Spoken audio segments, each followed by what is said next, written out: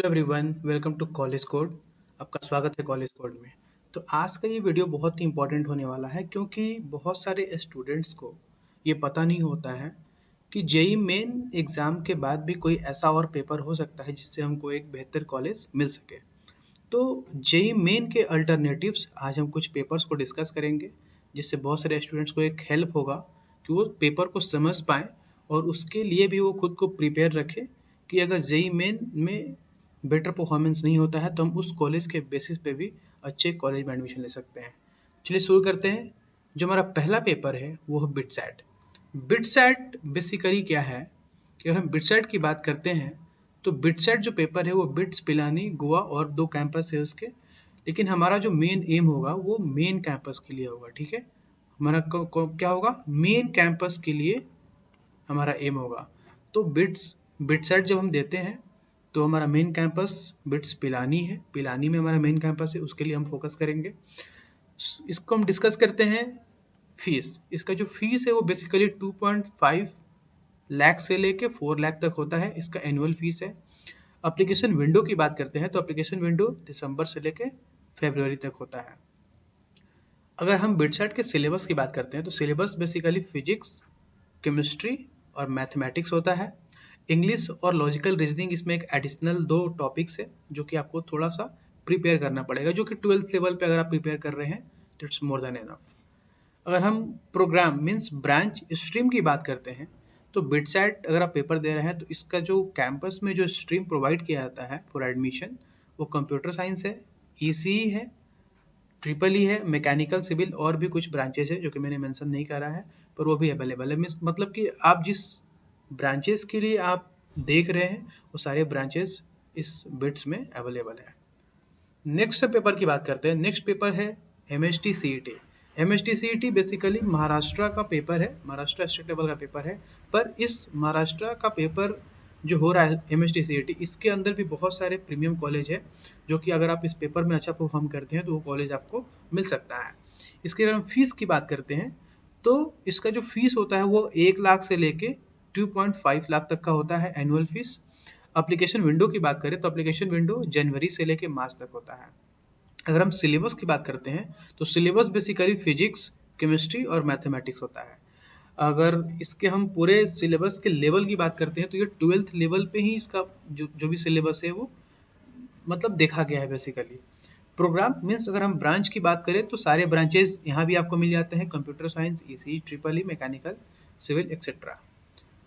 Next paper की बात करते हैं तो नेक्स्ट पेपर वीआईटी है, VIT triple E. VIT means Vellore की हम बात कर रहे हैं। अगर आप वीआईटी को देख रहे हैं तो वीआईटी में हमारा मेन जो कैंपस है वो है वेलोर, ठीक है? तो अगर हम वीआईटी का पेपर दे रहे हैं तो हमारा जो वेलोर कैंपस है उसको हम फोकस में रखेंगे, उसका हम एम करेंगे। अगर हम इसकी फीस की बात करते हैं तो जो हमारा फीस है वो 2 लाख से लेके 3.5 लाख तक होता है। ये एनुअल फीस है। इसमें कुछ कैटेगरीज है, ठीक है? वीआईटी के अंदर कुछ कैटेगरी एडमिशन होता है। अगर डिमांड हुआ, अगर आपको लगा कि आपको इसके ऊपर एक वीडियो चाहिए तो मैं ज़रूर इसके ऊपर एक वीडियो बनाऊंगा और मैं कैटेगरी बेसिस पे शेयर करूंगा कि कैटेगरी क्या होता है, इसमें कैसे कैटेगरी वाइज एडमिशन होता है। तो मैं सब कुछ डिस्कस करूंगा अगले वीडियोज़ में। सिलेबस की बात करें, सिलेबस सेम 12th लेवल का होता है, फिजिक्स, केमिस्ट्री, मैथमेटिक्स। आप इसको अच्छे से प्रिपेयर कीजिए, इस पेपर के लिए फोकस्ड कीजिए कि अगर आपका जेईई अच्छा नहीं हुआ है तो सारे पेपर को हम देखें, एनालाइज करें कि आपके लिए कौन सा पेपर सबसे बेस्ट हो सकता है। प्रोग्राम मतलब कि ब्रांच, ब्रांच जो है सारे ब्रांचेज आपको इसमें मिल जाते हैं, कंप्यूटर साइंस, ठीक है, EC, triple E, biotechnology, mechanical, civil etcetera. Next paper SRM J double E. SRM JEE जो है इसको भी आप देख सकते हैं क्योंकि इसका जो मेन कैंपस है वो मेन कैंपस आपका चेन्नई में है, ठीक है? तो आप इसका मेन कैंपस चेन्नई में है, तो आप चेन्नई देख सकते हैं क्योंकि जब भी हम इस पेपर का हम जो बात कर रहे हैं आपको एकदम माइंड में रखना होगा कि आपको सिर्फ और सिर्फ मेन कैंपस पे फोकस करना है, ठीक है? सिर्फ इसकी हम फीस की बात करें तो फीस जो है 1.5 लाख से लेकर 3 लाख तक होता है। एप्लीकेशन विंडो की बात करें तो नवंबर से लेकर फेब के बीच में इसका फॉर्म फिलिंग होता है, आप इसको देख सकते हैं।